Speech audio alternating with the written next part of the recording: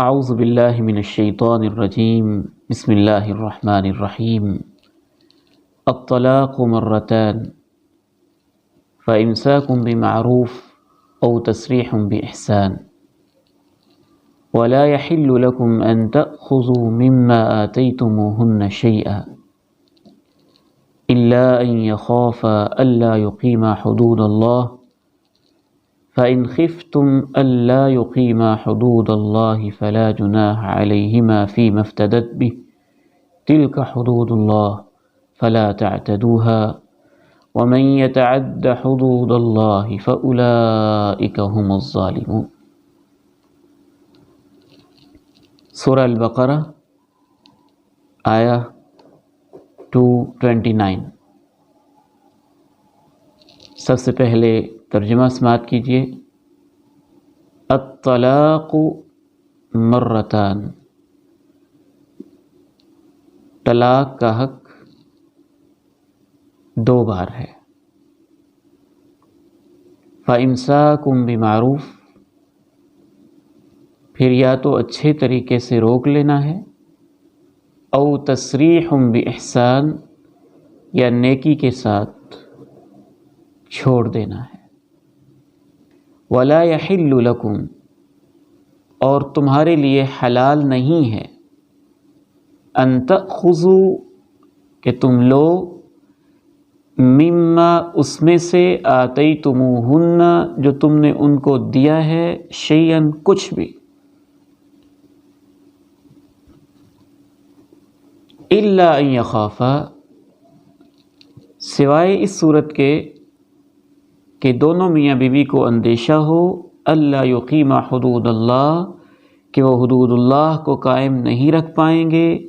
فَإِنْ خِفْتُمْ، اگر تمہیں ایسا اندیشہ ہو، اللہ یقیما حدود اللہ، کہ دونوں میاں بیوی حدود اللہ کو قائم نہیں رکھ پائیں گے، فلا جناح علیہما، تو اس صورت میں دونوں کے لیے اس میں کوئی مذائقہ نہیں، کوئی گناہ نہیں، فی مفتدت بھی، کہ عورت بدلے میں کچھ دے کر جان چھڑا لے۔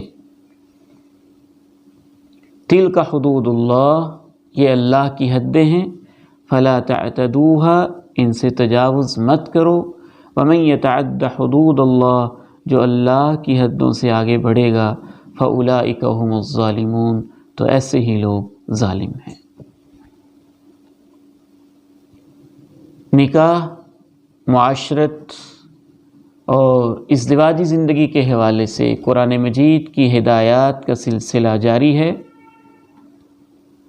گزشتہ آیت مبارکہ میں قرآن مجید نے یہ واضح کیا تھا، والمطلقات یتربصن بانفسہن ثلاثۃ قروء، اور طلاق یافتہ عورتیں اپنے آپ کو انتظار میں رکھیں، ثلاثۃ قروء، 3 حیض یا 3 طہر تک۔ اب اس آیت مبارکہ میں یہ واضح کیا جا رہا ہے کہ وہ طلاق جس میں عورت انتظار میں رہے گی، اور وہ طلاق جس میں خاوند کو رجوع کا حق ہوگا، یعنی عورت کو واپس لانے کا، گھر بسانے کا حق ہوگا، وہ طلاق صرف 2 بار ہوتی ہے۔ اس آیت مبارکہ کا شان نزول جناب ابن عباس رضی اللہ تعالی عنہ مفسر قرآن بیان کرتے ہیں، فرماتے ہیں، کان اذا طلق امرأته فهو احق برجعتها وان طلق ثلاثا فنسخ ذلك فقال الطلاق مرتان۔ جناب ابن عباس فرماتے ہیں کہ پچھلی آیت میں مطلق کہا گیا تھا کہ طلاق یافتہ عورتیں اپنے آپ کو 3 حیض یا 3 طہر تک روک کے رکھیں، اور اس آیت مبارکہ میں اللہ تعالیٰ نے اس حکم کی مزید وضاحت کر دی ہے کہ وہ کون سی طلاق ہے جس میں 3 حیض یا 3 طہر تک عورتیں اپنے آپ کو روکیں گی اور خاوند کے فائنل فیصلے کے انتظار میں رہیں گی۔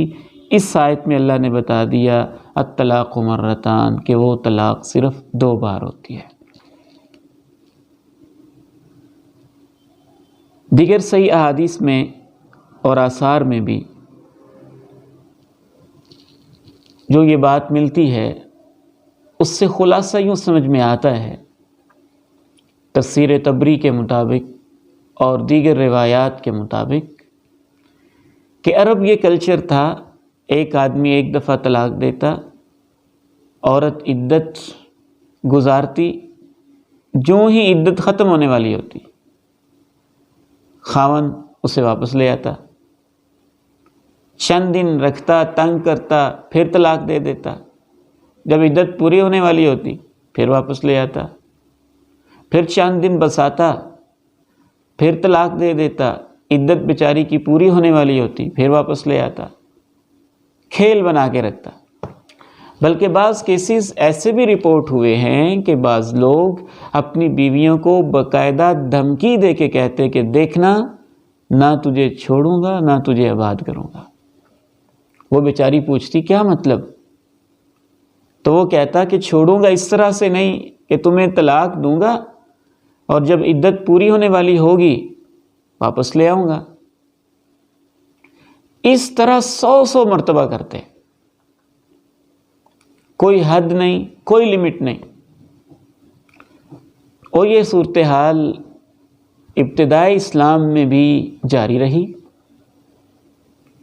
اور اس آیت مبارکہ میں اللہ رب العزت نے عورت پہ ہونے والے اس ظلم کو اور پرانے اس کلچر کو مکمل طور پہ ختم کر دیا، اس کے آداب اور اس کی لمٹس طے کر دیں۔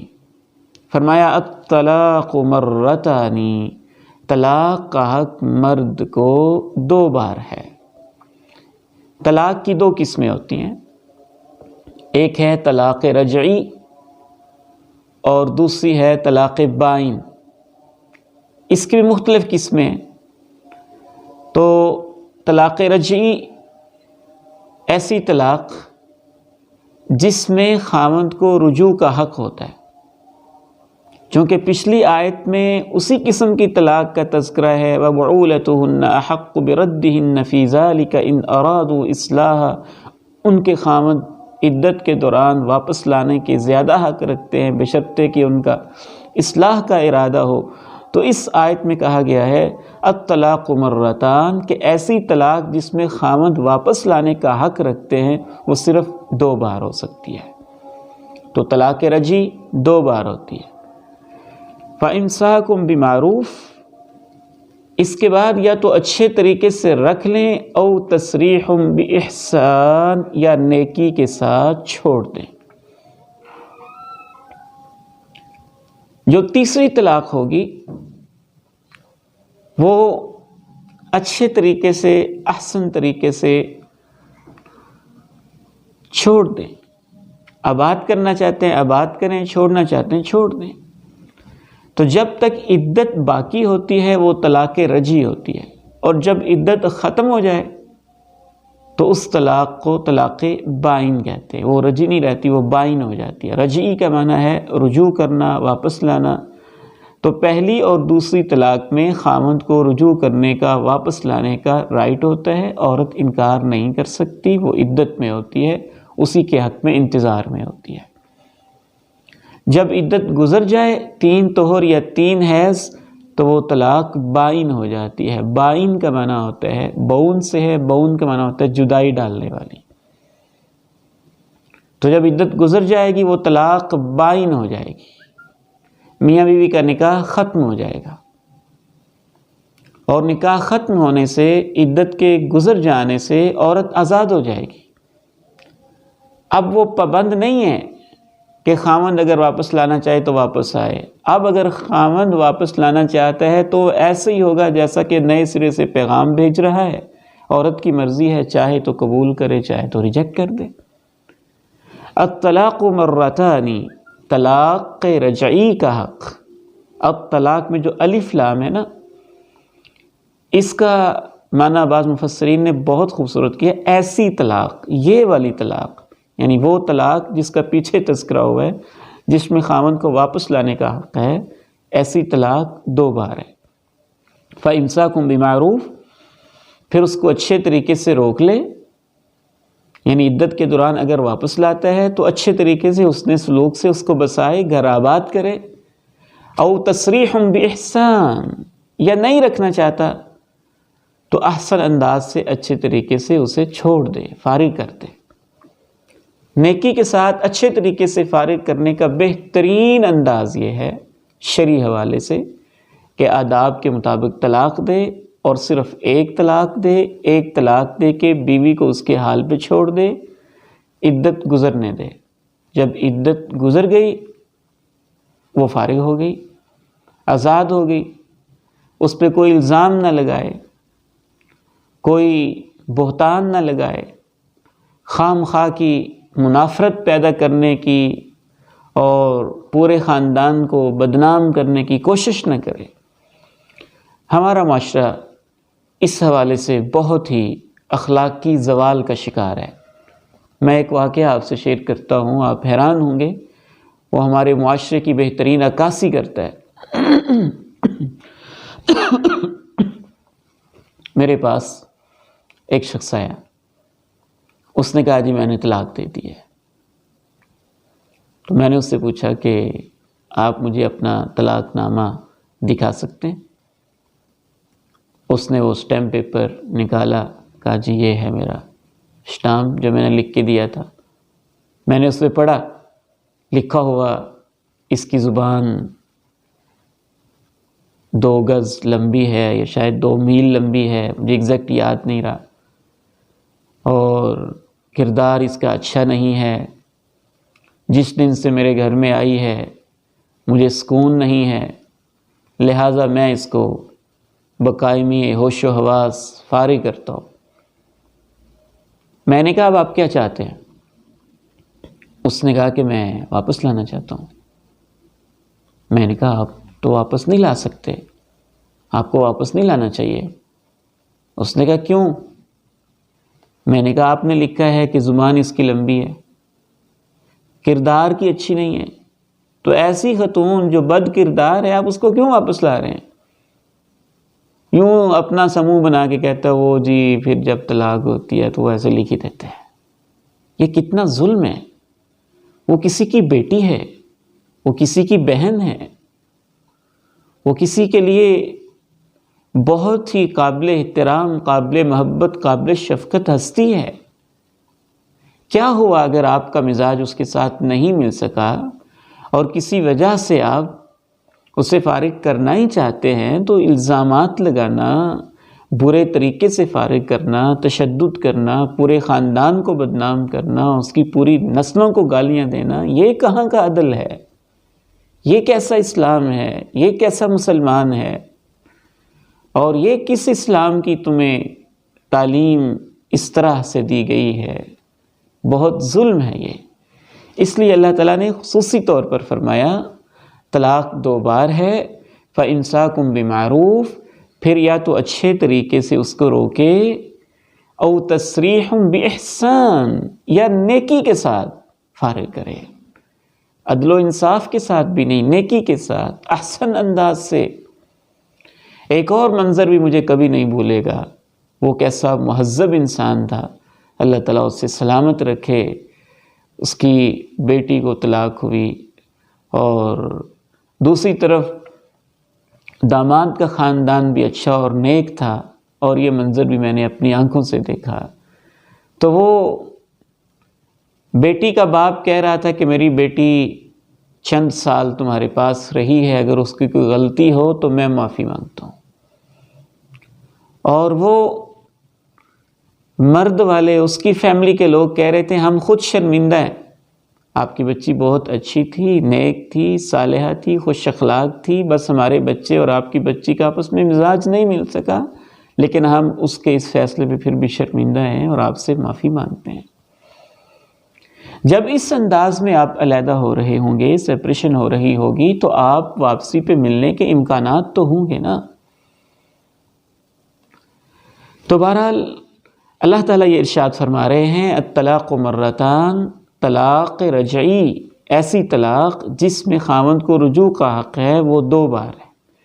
فَإِمْسَاكُمْ بِمَعْرُوف، اس کے بعد یا اچھے طریقے سے روکے، او تَصْرِيحٌ بِإِحْسَان، یا نیکی کے ساتھ اچھے طریقے کے ساتھ اسے چھوڑ دے، فارغ کر دے۔ اگلا ایک بہت اہم حکم بیان کیا جا رہا ہے اور اس کا تعلق بھی بہت زیادہ سمجھنے کے ساتھ ہے۔ ہمارے معاشرے میں اس معاملے کے اندر بھی بہت افراط و تفریط پایا جاتا ہے۔ ارشاد باری تعالیٰ ہے وَلَا يَحِلُّ لَكُمْ أَن تَأْخُذُوا مِمَّا آتَيْتُمُوهُنَّ شَيْئًا، تمہارے لیے حلال نہیں ہے کہ جو کچھ تم نے ان کو دیے ہے اس میں سے کچھ بھی واپس لو۔ بعض دفعہ جب سپریشن ہوتی ہے، مرد طلاق دیتا ہے، تو ایک طرف تو اس بیچاری کو فارغ کر رہا ہوتا ہے، دوسری طرف اس کی خواہش ہوتی ہے کہ اچھا فلاں موقع پہ یہ دیا تھا، فلاں موقع پہ یہ دیا تھا، حق مہر اتنا دیا تھا، وہ اتنا سونا تھا، اتنی چاندی تھی، فلاں چیز تھی، کسی بہانے سے اب میں وہ چیزیں واپس لے لوں۔ قرآن مجید واضح اور دو ٹوک کہتا ہے وَلَا يَحِلُّ لَكُمْ أَن تَأْخُذُوا مِمَّا آتَيْتُمُوهُنَّ شَيْئًا، جو بھی تم نے ان کو دیے ہے اس میں سے کچھ بھی واپس لینا تمہارے لیے حلال نہیں ہے۔ بالخصوص حق مہر تو واپس لینے کا انسان کو سوچنا بھی نہیں چاہیے، یہ تو کمینگی ہے، گری ہوئی سوچ ہے۔ قرآن مجید ایک اور مقام پہ اس کی بہت خوبصورت وضاحت کرتا ہے، میں چاہوں گا کہ آپ اس کو تسلی سے سنیں۔ اس کا ترجمہ بھی میں آپ کے سامنے پیش کرتا ہوں تاکہ پتہ چلے کہ اللہ تعالی ہمیں کیسی خوبصورت اور عظیم ہدایات دے رہے ہیں۔ یہ سورہ نساء ہے، آیت نمبر 19 سے 21 تک یہ 3 آیات، ان کا ترجمہ سماعت کیجئے۔ وَلَا تَعْضُلُوهُنَّ، ان کو تنگ نہ کرو، لِتَذْهَبُوا بِبَعْضِ مَا آتَيْتُمُوهُنَّ، اس لیے کہ جو کچھ تم نے ان کو دیا ہے اس میں سے کچھ حصہ واپس لے سکو، الا یہ کہ واضح طور پہ وہ بدکاری کرے۔ بعض دفعہ مرد یہ چاہتے ہوتے ہیں کہ طلاق تو میں دینا چاہتا ہوں، فارغ کرنا چاہتا ہوں، لیکن ان کی خواہش ہوتی ہے کہ بجائے اس کے کہ میں طلاق دوں، تنگ ہی اتنا کروں، پریشان اتنا کروں کہ یہ خود عورت کہے کہ مجھے فارغ کر دو، تاکہ وہ خلا ہو جائے، ڈائیورس نہ ہو بلکہ خلا ہو جائے۔ جب خلا ہوگا تو پھر مجھے حق مہر واپس لینے کا حق ہوگا اور مہر میں اپنا واپس لے لوں گا۔ کہا گیا کہ ان کو اس نیت سے تنگ نہ کرو کہ تم کچھ چیزیں یعنی خصوصاً حق مہر واپس لے سکو۔ وَإِنْ أَرَدْتُمُ اسْتِبْدَالَ زَوْجٍ مَكَانَ زَوْجٍ، اگر تمہارا ارادہ بن ہی چکا ہے کہ تم بیوی کی جگہ پہ کوئی اور بیوی لانا چاہتے ہو، وَآتَيْتُمْ إِحْدَاهُنَّ قِنْطَارًا، اور تم اپنی بیوی کو ڈھیروں مال دے چکے ہو، فَلَا تَأْخُذُوا مِنْهُ شَيْئًا، پھر بھی اس میں سے کچھ واپس نہ لو، أَتَأْخُذُونَهُ بُهْتَانًا وَإِثْمًا مُبِينًا، کیا بہتان لگا کر اور واضح ظلم کر کے تم اسے واپس لینا چاہتے ہو؟ تو اس کو واپس لینا قرآن مجید کی سورہ نساء کی آیہ 20 کے مطابق واضح ظلم ہے۔ وَكَيْفَ تَأْخُذُونَهُ، کیسے تمہیں حق ہے کہ اسے واپس لو، وَقَدْ أَفْضَى بَعْضُكُمْ إِلَى بَعْضٍ، تم ایک دوسرے سے تعلق قائم کر چکے ہو۔ کس حد تک شرمناکی کی بات ہے کہ آپ نے اس عورت کے ساتھ زندگی گزاری، راتیں گزاری، صبح شامیں گزاری، اس نے اپنا نفس، اپنی عزت، اپنی جان، اپنا سب کچھ آپ کو پیش کیا اور آپ اس سے بھرپور زندگی گزارتے رہے، اس کے بعد تم واپس لے رہے ہو۔ وہ جو اس نے اپنا نفس، اپنی عزت، اپنا سب کچھ آپ پر نچھاور کیا، اس کا کوئی حق نہیں ہے، اس کا کوئی رائٹ نہیں ہے۔ کیا تم اسے واپس لینا چاہتے ہو جب کہ تم ایک دوسرے سے تعلق قائم کر چکے ہو؟ وَأَخَذْنَ مِنْكُمْ مِيثَاقًا غَلِيظًا، اور انہوں نے تم سے پختہ عہد بھی لے رکھا ہے۔ ویسے بھی عمومی زندگی میں میاں بیوی کے رشتے کے علاوہ بھی کسی چیز کو دینے کے بعد اسے واپس لینا کوئی پسندیدہ امر نہیں ہے۔ نبی علیہ الصلاۃ نے ارشاد فرمایا جو تحفہ دے کے واپس لیتا ہے اس کی مثال ایسے ہے جیسے کتا وانٹنگ کر کے پھر اس کو چاٹتا ہے۔ تو آئیے مزید سمجھتے ہیں کہ اللہ رب العزت ہمیں کتنی خوبصورت ہدایات دے رہے ہیں۔ ایک تو یہ ہدایت دی کہ تمہارے لیے جائز نہیں کہ تم جو کچھ دے چکے ہو اس میں سے کچھ بھی واپس لو۔ ایک ایکسیپشنل کیس بیان کیا، استثنائی صورت بیان کی، اس بارے میں آیت کے مطالعہ سے پہلے میں آپ کو واضح کر دوں، فقہا اس صورت کو نام دیتے ہیں خلا۔ خلا خلا عربی زبان کا لفظ ہے، خلع یخلع کا معنی بنیادی طور پہ ہوتا ہے کوئی چیز اتارنا، خصوصاً کپڑے اتار دینا۔ بعض دفعہ مرد عورت سے تنگ ہوتا ہے تو اسے طلاق دیتا ہے۔ اس کے برعکس ایسے بھی ہو سکتا ہے کہ عورت مرد سے تنگ ہو، اس کے رویوں سے، اس کے اخلاق سے۔ ہمارا دین اتنا پیارا دین ہے جہاں اللہ تعالیٰ نے مرد کو اختیار دیا ہے کہ وہ اپنے آپ کو ذہنی نفسیاتی اذیت سے بچاتے ہوئے طلاق دے سکتا ہے۔ آخری آپشن کے طور پر اللہ تعالیٰ نے عورت کو بھی اختیار دیا ہے کہ وہ طلاق لے سکتی ہے اور اپنے گلے سے یہ بوجھ اگر اسے محسوس کرنے لگ جائے تو اسے اتار سکتی ہے۔ اسے فقہا خلا کہتے ہیں۔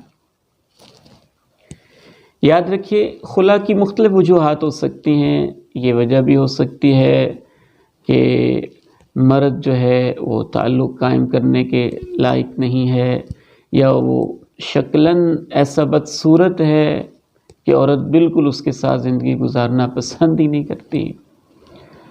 تو ان وجوہات اور فیکٹرز کو دیکھتے ہوئے فقہا نے کہا ہے کہ خلا کی جو شرعی حیثیت ہے اس میں سچویشن کو دیکھا جائے گا۔ اگر تو اس کی کوئی جائز وجہ ہے لیکن گزارا بھی ہو سکتا ہے تو پھر خلا لینا جائز ہوگا۔ اور اگر عورت اس وجہ سے پسند نہیں کرتی کہ اس مرد کے اندر کوئی دینی کمزوری پائی جا رہی ہے، اخلاقی کمزوری پائی جا رہی ہے، حقوق اللہ میں کوئی کمزوری پائی جاتی ہے، تو پھر بعض دفعہ خلا لینا مستحب بھی ہوتا ہے۔ بلکہ بعض صورتوں میں تو عورت کے لیے خلا لینا واجب ہو جاتا ہے۔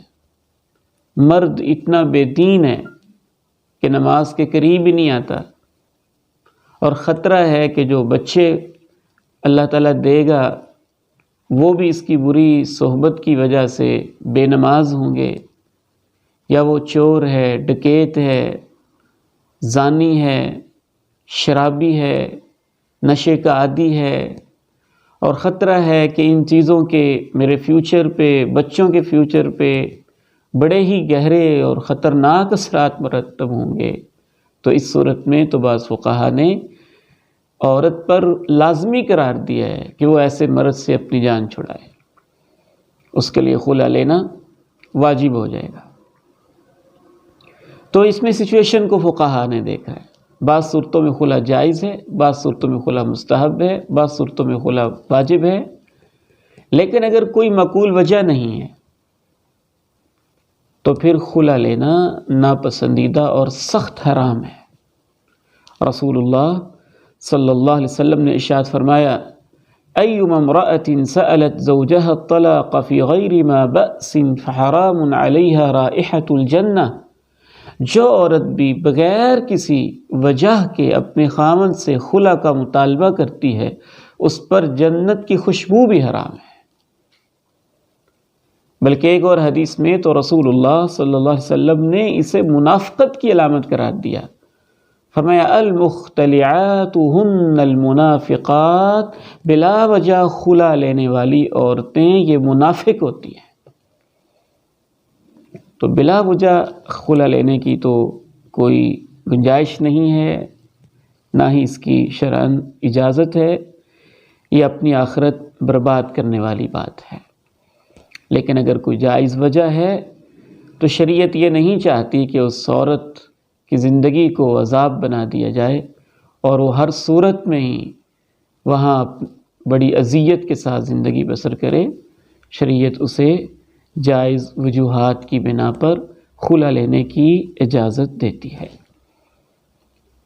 کہاں ہیں وہ لوگ جو ہر وقت بلا وجہ دین اسلام پہ اعتراض کرتے رہتے ہیں کہ دین نے عورت کو حق نہیں دیا؟ کیا حق نہیں دیا؟ جیسے اللہ تعالیٰ نے مرد کو حق دیا کہ وہ ایک ناپسندیدہ عورت کو اپنی زندگی سے نکالنا چاہتا ہے، اگرچہ شریعت نے ترغیب دی وہ اپنا گھر آباد کرے، لیکن آخر اس کو اجازت بھی دی کہ وہ کسی احسن طریقے سے طلاق دے سکتا ہے۔ ایسے عورت کو بھی اللہ تعالیٰ نے یہ اختیار دیا۔ اس کا تذکرہ کرتے ہوئے اللہ تعالیٰ ارشاد فرماتے ہیں، یعنی عام حالات میں تو کہہ دیا وَلَا يَحِلُّ لَكُمْ أَن تَأْخُذُوا مِمَّا آتَيْتُمُوهُنَّ شَيْئًا، تمہارے لیے جائز نہیں ہے کہ عورتوں کو جو تم نے دیا ہے اس میں سے کچھ بھی واپس لو۔ اب کہا إِلَّا أَن يَخَافَا، ہاں ایک استثنائی صورت ہے کہ میاں بیوی دونوں کو خطرہ ہو کہ وہ اللہ کی حدوں کو قائم نہیں رکھ سکیں گے، یعنی عورت اپنے خامند کے حقوق ادا نہیں کر سکے گی، خامند اپنی عورت کے حقوق ادا نہیں کر سکے گا، اور اس طرح سے وہ عجیب سی زندگی گزاریں گے۔ اگر تمہیں یہ خطرہ ہو کہ وہ واقعتاً اکٹھے نہیں رہ سکیں گے، حدود اللہ کو قائم نہیں کر سکیں گے، حق حقوق نہیں دے سکیں گے، فلا جناح علیہما، تو پھر دونوں پر ہی کوئی گناہ نہیں، فیما افتدت بہ، اس بارے میں کہ عورت کچھ دے دلا کر اس خامند سے جان چھڑا لے۔ اس کی صورت یہ ہوگی کہ عورت ڈیمانڈ کرے گی، مطالبہ کرے گی کہ آپ مجھے فارغ کریں، اور اگر عورت کی طرف سے یہ مطالبہ کیا جا رہا ہے تو پھر اس صورت میں مرد کے لیے جائز ہے کہ وہ یہ مطالبہ کرے گا کہ جو کچھ پھر میں نے تمہیں مہر دیا ہے، چیزیں دی ہیں، وہ تم مجھے واپس کرو، تو میں تمہیں فارغ کر دیتا ہوں۔ چونکہ یہ مطالبہ طلاق کا عورت کی طرف سے کیا گیا ہے، مرد تو اسے فارغ نہیں کرنا چاہتا، تو اس صورت میں پھر مرد کے لیے واپس لینا جائز ہے، اور اللہ نے کہا اس بارے میں ان پر کوئی گناہ نہیں ہے، نہ مرد پر گناہ ہے اور نہ ہی عورت پر گناہ ہے اگر وہ کسی وجہ سے خلا لے کے اور کچھ دے دلا کے اپنی جان چھڑانا چاہتی ہے۔ اس بارے میں سب سے معروف حدیث حضرت ثابت ابن قیس ابن شماس کی ہے، میں چاہتا ہوں کہ وہ تفصیلاً آپ کے سامنے رکھوں۔ امام ابن کثیر رحمہ اللہ نے اس کے سارے طرق اور الفاظ اپنی اس عظیم تفسیر میں جمع کر دیے ہیں۔ ان کا نام تھا حضرت ثابت ابن قیس اور ان کی اہلیہ کا نام تھا حبیبہ۔ نبی علیہ السلام ایک دفعہ صبح کی نماز کے لیے تشریف لائے، دیکھا ان کے دروازے پہ حبیبہ بنت سہل بیٹھی ہوئی ہیں، ابھی اندھیرا ہے۔ اللہ کے پیارے نبی نے پوچھا من ہذہ، یہ کون ہے؟ قالت، اس خاتون نے کہا انا حبیبہ، میں حبیبہ ہوں، سہل کی بیٹی۔ آپ نے پوچھا ما شانکی، تمہارا کیا مسئلہ ہے؟ اس نے کہا لا انا ولا ثابت، میں اور ثابت ہم کٹھے نہیں رہ سکتے۔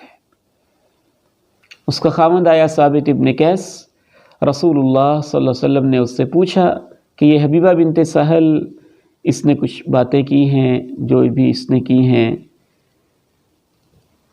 تو حبیبہ نے کہا ہے اللہ کے رسول جو کچھ اس نے دیا ہے وہ سارا میرے پاس محفوظ ہے۔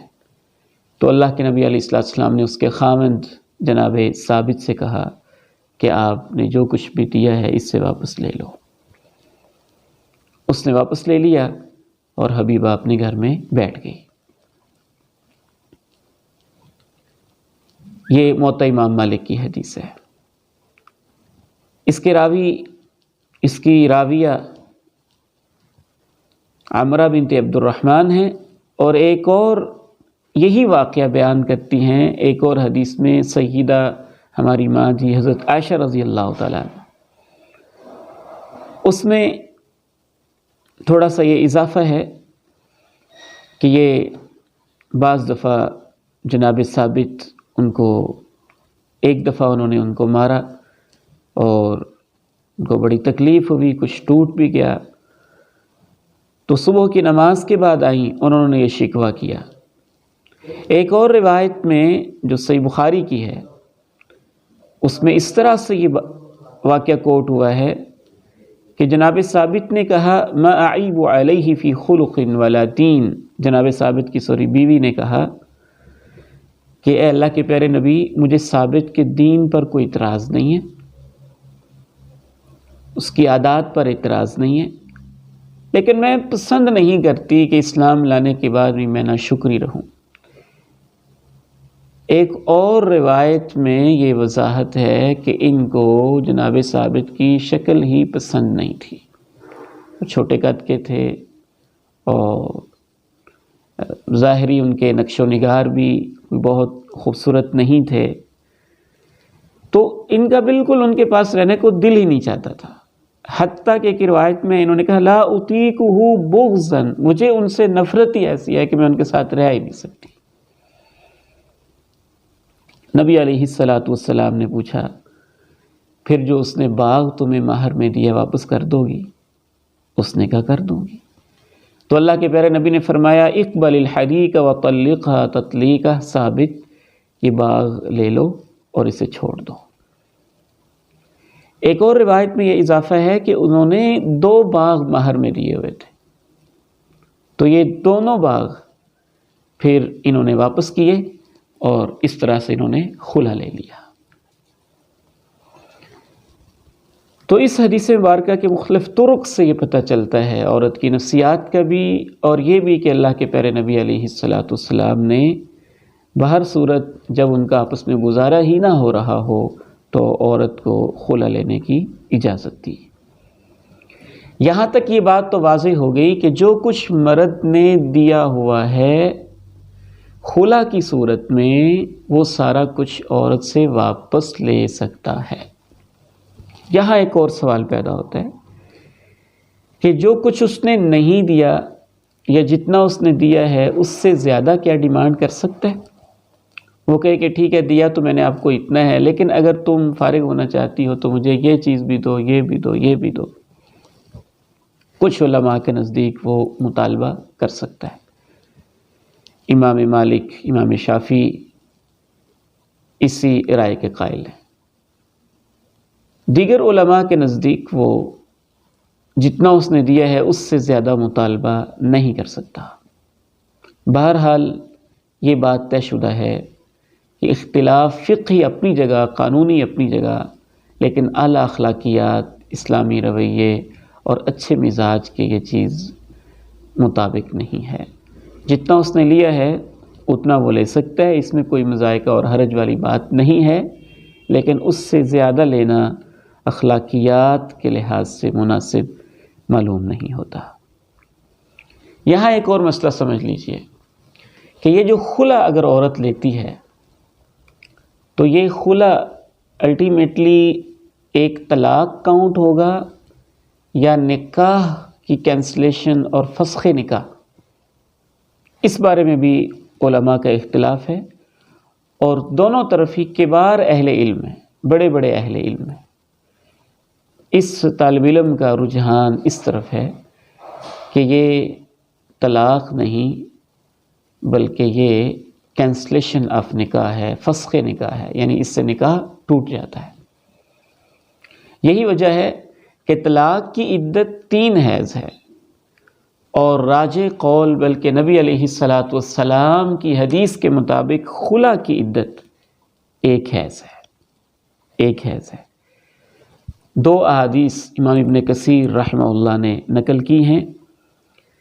ایک کے راوی جناب ابن عباس ہیں، فرماتے ہیں کہ ثابت ابن قیس ابن شماس کی اہلیہ نے جب خلا لیا تو نبی علیہ السلام نے امرہا ان تعتد بحیضہ، اسے یہی حکم دیا تھا کہ وہ 1 حیض عدت گزارے۔ یہ جامع ترمذی کی حدیث نمبر 946 ہے۔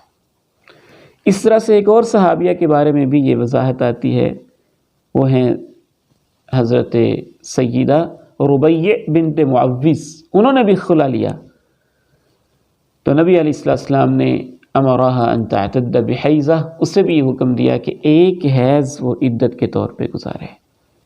یہ بڑی اس بات کی مضبوط دلیل ہے کہ خلا کوئی اور چیز ہے اور طلاق اس سے مختلف چیز ہے۔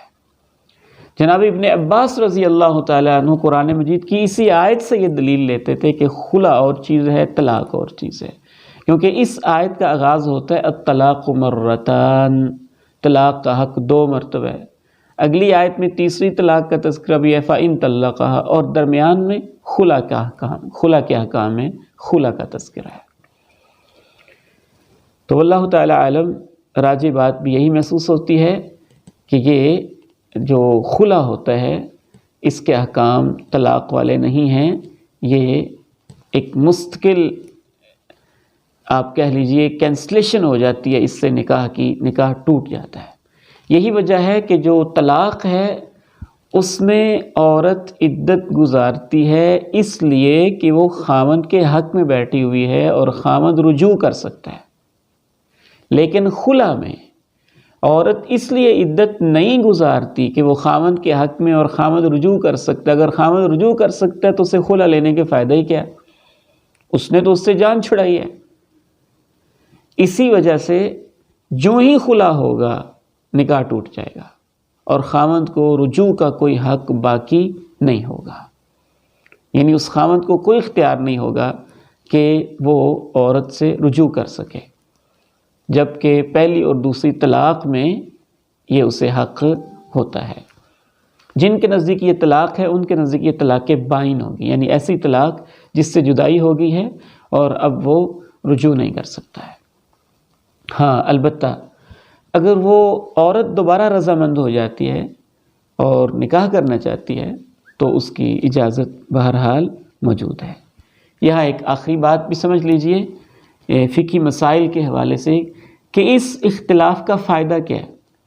جب ہم اس چیز پہ غور کرتے ہیں کہ خلا طلاق ہے یا نکاح کا فسخ ہے، کینسلیشن ہے، اس کا فائدہ یہ ہے کہ اگر ہم خلا کو کہیں گے طلاق، تو مثال کے طور پر ایک بندے نے ایک طلاق دی، پھر اس نے دوسری طلاق دی، ایک دفعہ عورت نے خلا لے لیا، اگر خلا کو ہم طلاق کہیں تو یہ 3 طلاقیں پوری ہوگی۔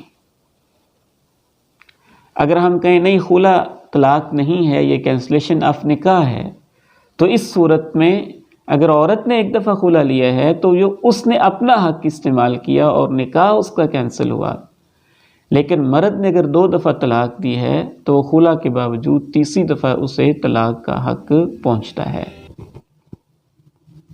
تو خلا کی اس کیفیت، حقیقت اور چند مسائل کو سمجھنے کے بعد اب اس آیت کی سٹڈی کریں۔ اللہ تعالیٰ ارشاد فرماتے ہیں وَلَا يَحِلُّ لَكُمْ أَن تَأْخُذُوا مِمَّا آتَيْتُمُوهُنَّ شَيْئًا، جو کچھ تم نے انہیں دے رکھا ہے اس میں سے کچھ بھی تمہارے لیے واپس لینا حلال نہیں ہے، إِلَّا أَن يَخَافَا أَلَّا يُقِيمَا حُدُودَ اللَّهِ، صرف ایک استثنائی صورت ہے کہ ان دونوں کو اندیشہ ہو کہ وہ حدود اللہ قائم نہیں رکھ پائیں گے۔ فَإِنْ خِفْتُمْ أَلَّا يُقِيمَا حُدُودَ اللَّهِ، بس اگر تمہیں اندیشہ ہو کہ وہ دونوں حدود الہی پر قائم نہیں رہ سکیں گے، فَلَا جُنَاحَ عَلَيْهِمَا، تو پھر دونوں پر کوئی گناہ نہیں، فِي مَا افْتَدَتْ بِهِ، اس بارے میں جو عورت اس سے جان چھڑانے کے لیے کچھ دے دلا دے۔ تِلْكَ حُدُودُ اللَّهِ، کیا خوبصورت اختتام ہے اور کیسا روبدار اختتام ہے۔ اللہ تعالیٰ کا جلال ان الفاظ میں جھلکتا دکھائی دیتا ہے۔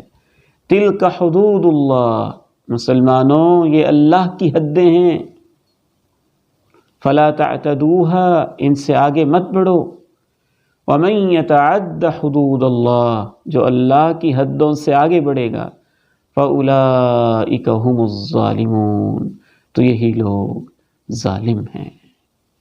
کتنے ہی لوگ ہیں جو اسے مذاق سمجھتے ہیں، یہ اپنے مفادات کے قیدی ہیں اور یہ نہیں سمجھتے کہ اللہ نے کیا حکم دیا ہے۔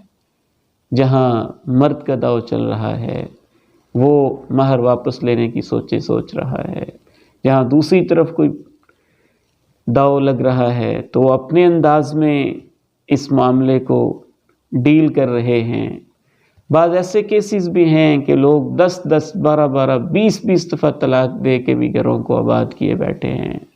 افسوس ہوتا ہے دیکھ کر کہ مسلمان نکاح اور طلاق کے مسئلے کو کیا سمجھ رہے ہیں، جبکہ اللہ تعالیٰ کہتے ہیں کہ یہ اللہ کی حدیں ہیں۔